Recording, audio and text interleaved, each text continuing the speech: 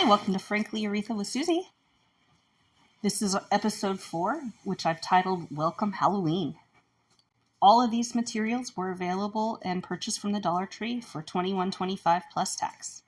Now this is the wreath that we are going to be using as our copy. So for this project, we need the large wreath form, mesh, 5 marigold picks, 1 mums, 1 sign, 1 thing of wildflowers, 2 silver dollars, and 3 of these orange maple leaves. For our materials, we need our mat and our tray and our Lazy Susan, with scissors, wire cutters, our glue gun and glue sticks. I picked up the best tool ever, which is this glue skillet, which melts the glue sticks and means that my fingers don't get so burnt. I do have finger covers. I have a couple of tools that I use to poke through the mesh. I have clips so my fingers don't get burned. Jute twine, which I got on Amazon, as well as floral wire and a Dremel tool to get through the sign. Okay, as always, we start with our mesh, which we just wrap around the wreath. I use 1 clip to hold the wreath down, or the mesh down, and I work my way around. When I get to the end, I flip it over, I cut, and I glue. Okay, we're going to find our top, cut about 18 inches of our jute twine. On either side of one of the wreath form supports, we're going to make a hole. We're going to push the jute twine through the front, and on the back we're going to tie it in a double knot. We will feed the end back through the hole in the mesh and glue so that it stays. Okay, we're going to drill some new holes. Dollar Tree gave us 2.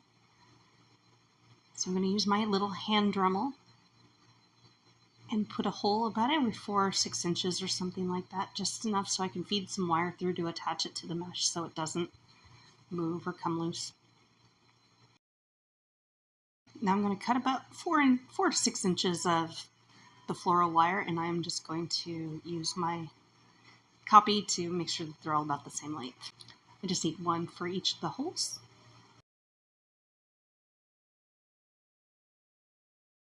Now what I do here is I feed it down through the top, and then I go through the top of the, I feed each one through and I wrap it before I do anything with the wire mesh.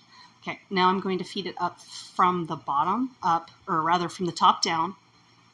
From your view, it's from the bottom up, but I want to make sure that it's on the right side. And then I just lightly twist it so I can make sure that I get it in the center. So once I get that done, I'll flip it over and check and make sure, make any needed adjustments. And then once I am sure that I'm happy with the placement, I like where it is, I will tighten it. Okay, I've gone ahead and I have cut everything.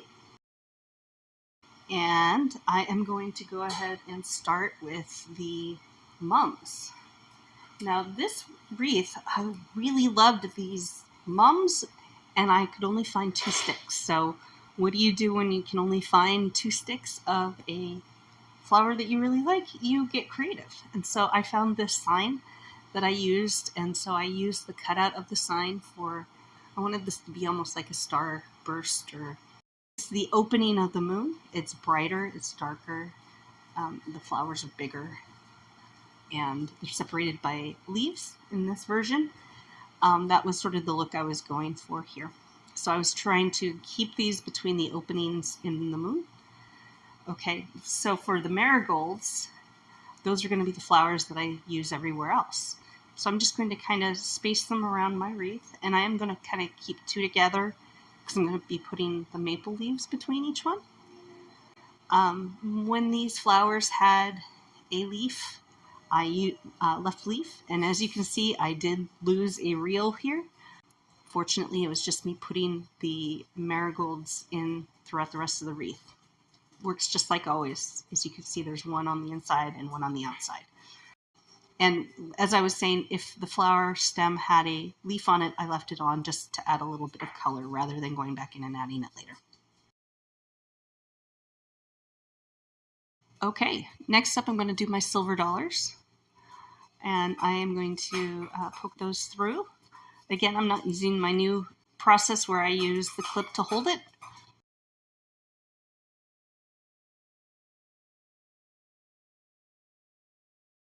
So as I said, I was going to be putting the maple leaves in between each one of these flowers. I'm going to use my poking tool to kind of work through the mesh so that I can put some glue on the end and feed it through, and I know it'll stay in place.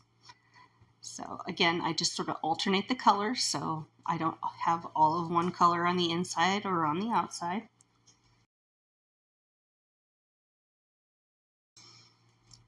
And I just continue working my way over.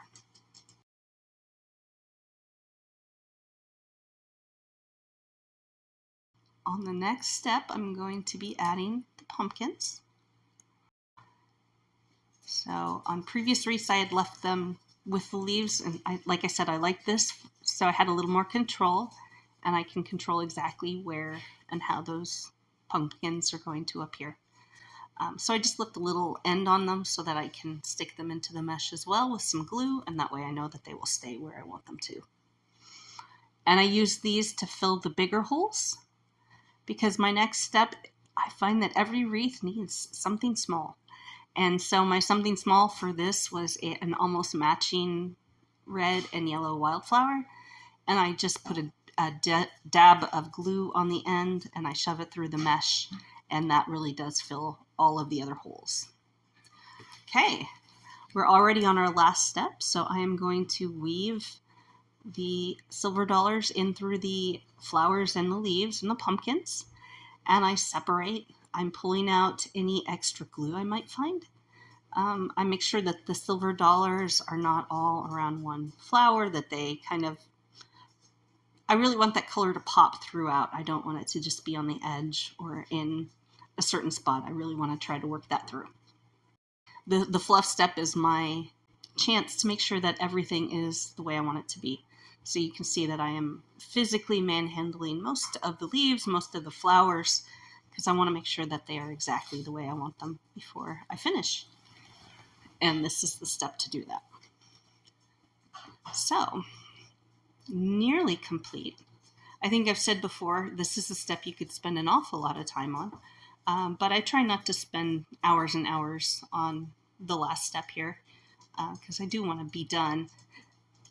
There is a point at which there's very little changes that you can make to improve it. I wanted to make sure that the edge of the sign is covered. You don't see any of my wires. You don't see any of the holes. You don't see any of the mesh.